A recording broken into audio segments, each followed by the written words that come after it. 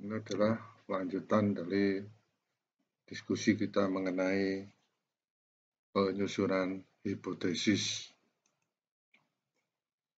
Untuk membuat hipotesis harusnya diambil langkah-langkah berikut ya. Setelah kita diskusikan saat-saat yang lalu, ya, dibuatlah sebuah daftar ya untuk memudahkan. Pertama, kumpulkan sebanyak mungkin pengamatan tentang suatu topik atau masalah. Yang kedua, evaluasi pengamatan ini dan cari kemungkinan penyebab masalahnya. Buat daftar penjelasan yang mungkin ingin dijelajahi, ingin ditelusuri ya, atau ingin dilihat satu persatu penyebabnya misalnya. Setelah mengembangkan beberapa kemungkinan hipotesis, pikirkan cara-cara dapat mengkonfirmasi atau menyangkal setiap hipotesis melalui eksperimen. Ya, ini dikenal sebagai falsifiability. Ya. Artinya bukan membuang ya, tapi kita lihat apakah ini memang kuat sebagai alasan untuk disusun dalam sebuah hipotesis ya, atau alasan yang cukup kuat untuk menyelesaikan masalah kita. Dalam metode ilmiah, falsifiability merupakan bagian penting dari setiap hipotesis yang valid ya. Untuk menguji suatu klaim secara ilmiah harus ada kemungkinan bahwa klaim tersebut dapat dibuktikan salah.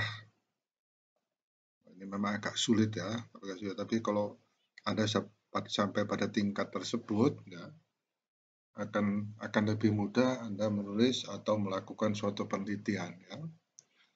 Peneliti terkadang mengajukan gagasan falsifiability ini dengan gagasan bahwa itu berarti ada sesuatu yang salah. Padahal sebenarnya tidak demikian. Ya. Yang dimaksud dengan falsifiability adalah jika sesuatu salah, maka dimungkinkan menunjukkan bahwa itu salah. Ya. Salah satu keunggulan dari pseudoscience itu pernyataan semu adalah membuat klaim yang tidak dapat disangkal atau terbukti salah. Gitu ya. Jadi misalnya kita ingin membuat suatu alasan mengenai suatu hipotesis ya, orang merasa ini ada yang kurang tepat gitu ya. Ya mungkin ada orang lain ya, tapi tidak bisa membuktikan bahwa itu salah gitu ya. Jadi ini adalah suatu terkadang kita tidak tahu ya bahwa ini adalah sesuatu yang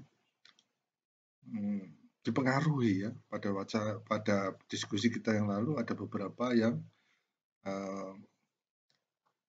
mempengaruhi seperti contohnya sosial budaya ya. Jadi dalam falsifiability itu harus diperhatikan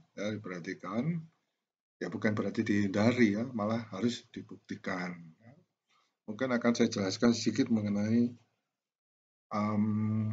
hal-hal yang berhubungan dengan mungkin pengalaman atau sosial budaya.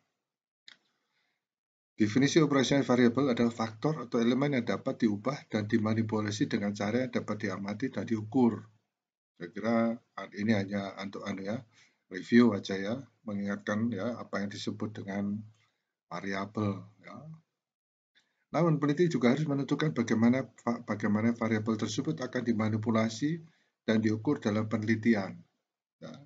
Misalnya seorang peneliti mungkin secara operasional mendefinisikan variabel kecemasan ujian ya, sebagai hasil dari ukuran laporan diri kecemasan yang dialami selama ujian. Ya. Variabel kebiasaan belajar dapat ditentukan oleh jumlah belajar yang sebenarnya terjadi sebagaimana diukur oleh waktu. Ya. Deskripsi yang tepat ini penting karena banyak hal dapat diukur dengan berbagai cara berbeda.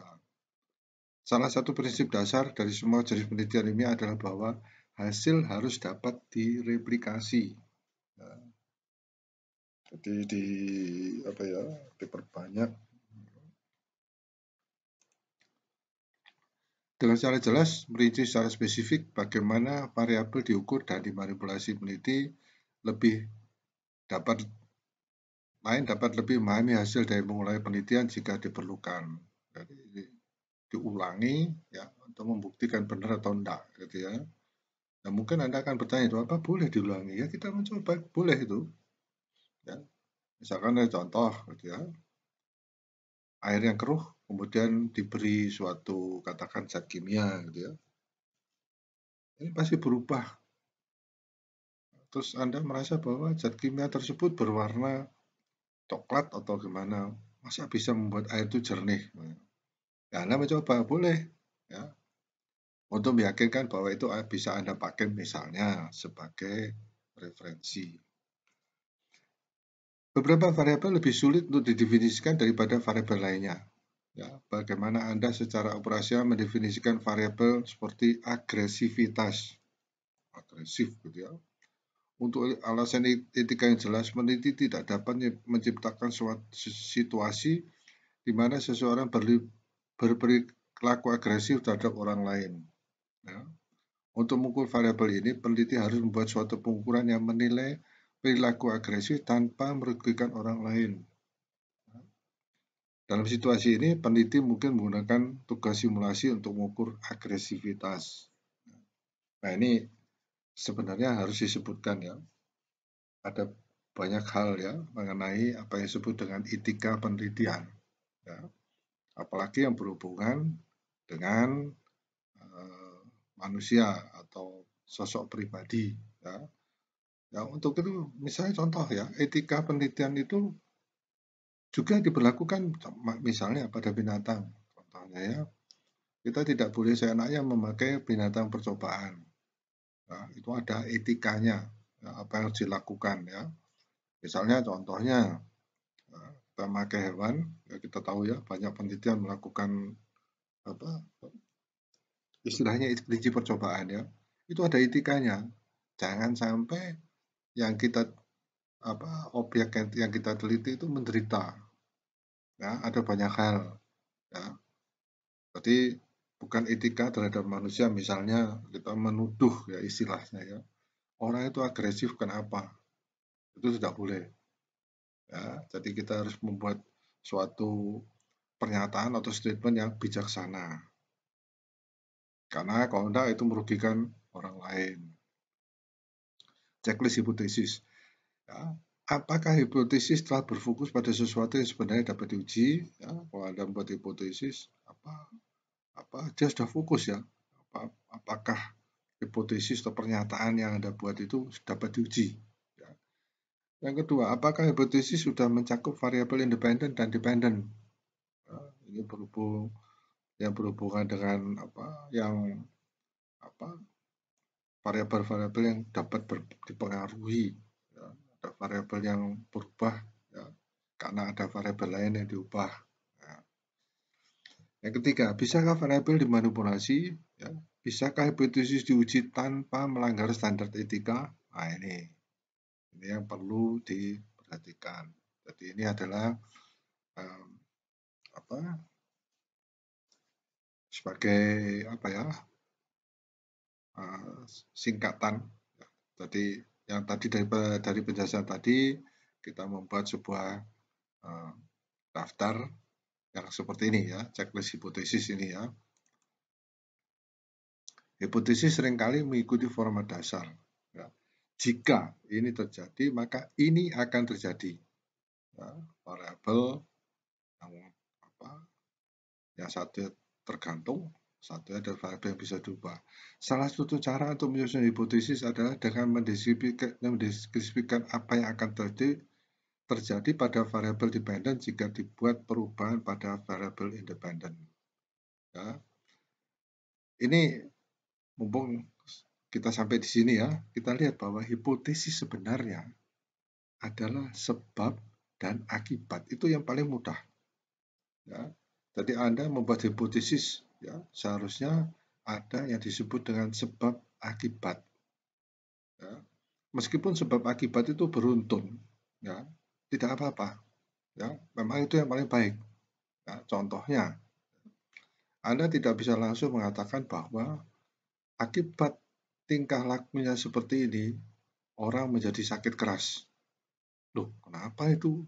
Ya, nah, contohnya ya, tingkah lakunya dia karena tidak memakai masker, misalnya contohnya, akan menyebabkan penyebaran virus. Nah, penyebaran virus ini, nah jadi penyebabnya tidak memakai masker, akibatnya adalah penyebaran virus. Nah, sekarang kita mencari uh, sebab lagi. Penyebaran virus sebabnya kan, akan menulari orang lain. Itu akibatnya. Jadi bertingkat ya. Sebab akibat tidak memakai masker, serta akibatnya akibat tadi ya, itu bisa menjadi sebab selanjutnya. Itulah yang disebut dengan penyusunan kerangka konseptual yang diterjemahkan dalam hipotesis. Ya.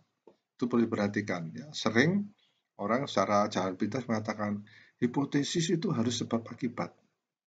Ya. Jadi kita lihat ini ya, inilah yang menyebabkan untuk memudahkan orang menyimpulkan seperti itu. Ya, dan tidak salah gitu ya. Dan akan sangat baik kalau sebab akibat itu beruntun. Ya, sebab awal yang menyebabkan akibat akhir itu diruntut menjadi sebab akibat dan sebagainya. Dan itu akan sangat kuat ya, karena sebab akibat itu adalah dari tinjauan kita ke pustaka, tinjauan kita ke jurnal-jurnal, ya, tinjauan kita ke rumus-rumus ya, dan sebagainya. Ya. Yang sangat menarik adalah bagaimana ya, orang tua, ya, nenek saya mengatakan, kalau kamu flu, makanlah rujak yang pedas. Loh, ini hubungannya bagaimana ini gitu ya. Nah, nanti kan kita diskusikan pada kali yang lain. Salah satu cara untuk menyusun hipotesis adalah dengan mendeskripsikan apa yang akan terjadi pada variabel dependent, nggak akibat ya, jika dibuat perubahan pada variabel independen, sebab. Ya. Format dasar mungkin jika perubahan ini dilakukan pada variabel independen tertentu, saya tetap pegang pada ini adalah sebab ya, maka yang akan diamati ya, akibatnya perubahan dalam variabel dependen tertentu. Ya. Sebetulnya tidak boleh saya mengatakan pokoknya hipotesis sebab akibat, tetapi kita lihat ini adalah dari penjelasan ini adalah yaitu tadi sebab akibat. Ya, itu sebabnya saya katakan berhati-hati karena kalau kita memaksakan sebab akibat ya tidak punya dasar yang benar, itu pun menyebabkan hipotesis Anda lemah. Beberapa contoh, siswa yang sarapan pagi akan berprestasi lebih baik pada ujian matematik daripada siswa yang tidak sarapan. Ya, kadang-kadang kita merasa benar ini ya, karena ujian konsentrasi kok misalnya kekurangan energi atau lapar dan sebagainya itu akan mengganggu. Ya. Nah, yang kedua ini kita lihat. Siswa yang mengalami kecemasan ujian sebelum ujian bahasa Inggris akan mendapatkan nilai yang lebih tinggi daripada siswa yang tidak mengalami kecemasan ujian. Loh, kok bisa ya? Cemas, panik, stres itu kan mengganggu, ya. Ya, tetapi kita lihat di sini sebelum ujian, ya, ya ini sehingga mungkin memang sengaja ini dibuat supaya terlihat bahwa sebenarnya kalau orang tenang-tenang tuh ujiannya lebih bagus. Belum tentu. Ya, justru tenang-tenang itu justru dia tidak siap. Contohnya, ya. Nah ini sebelum ujian kan dia panik, cemas. Ya. Wah, dia berusaha belajar dengan keras. Ya. Ini pun sebenarnya belum tentu ya. Karena paniknya, seperti saya yakin Anda mengalami itu ya. Paniknya dia itu 1 hari sebelum ujian. Nah, mana bisa dia mengumpulkan atau mencari itu ya, mencari topik-topik belajar untuk menyiapkan ujian. Ya. Justru karena panik, A nggak benar, B nggak benar, semua nggak benar sehingga kacau. Ya. Tapi ini ada suatu contoh ya, mungkin benar. Ya. Baik, jadi ini contoh yang agak ekstrim, ya, tapi salah satu contoh di mana Anda bisa membuat hipotesis seperti ini. Pengendara yang menerima telepon pada saat mudik akan lebih mungkin melakukan kesalahan saat mengemudi daripada mereka yang tidak menerima telepon. Yang dimaksudkan adalah ada melakukan hubungan telepon gitu ya, sehingga pasti konsentrasi terganggu.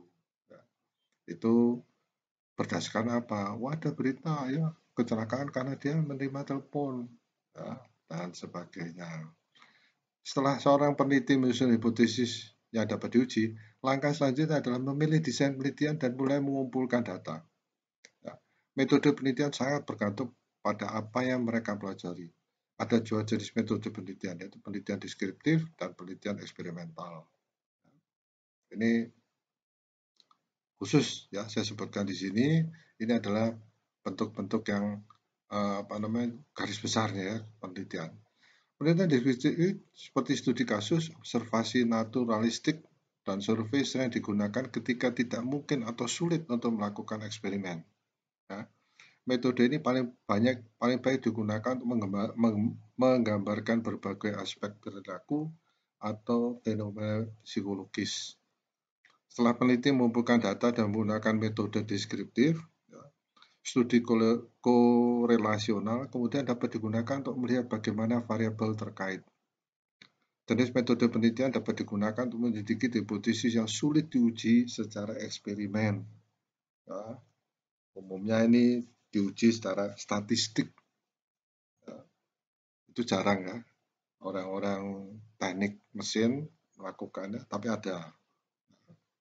Yang banyak melakukannya adalah teknik industri. Penelitian eksperimental digunakan untuk menunjukkan hubungan sebab akibat antar variabel.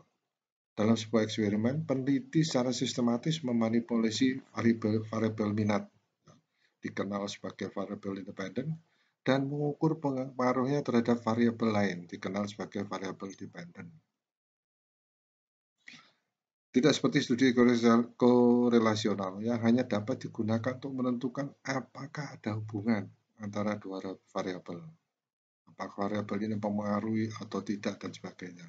Ya, sehingga sering kita mengatakan hipotesis yang mengatakan H1 apa, H0 apa.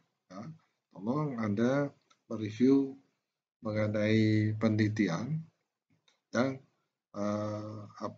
sistemnya atau cara penyelesaiannya dengan statistik. Metode eksperimental dapat digunakan untuk menentukan sifat sebenarnya dari hubungan tersebut. Apakah perubahan dalam suatu variabel benar-benar menyebabkan variabel lain berubah? Ini jelas terlihat ya. Nah, seperti itu.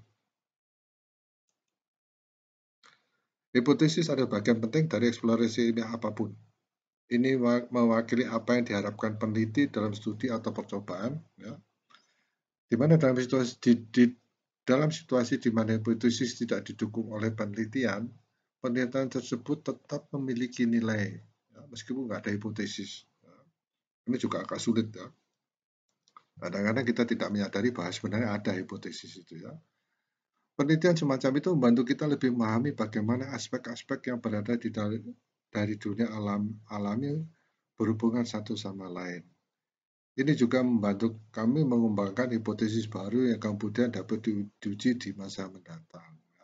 Ini selalu saya sampaikan, ya, karena bagian ini umumnya dipakai untuk bagian kesimpulannya, bagian yang kedua yang disebut dengan saran. Ya. Dan umumnya saran ini adalah untuk peneliti atau kita sendiri, ya. Sehingga kalau misalnya nanti kita selesai penelitian yang memberikan saran ini, kita bisa melanjutkan penelitian tersebut. Ya. Jadi kalau misalkan kita terlambat melakukannya, orang lain sempat membaca, dan orang lain akan melakukan penelitian, ya berarti orang itu yang bisa melanjutkan penelitian itu. Kira-kira demikian ya.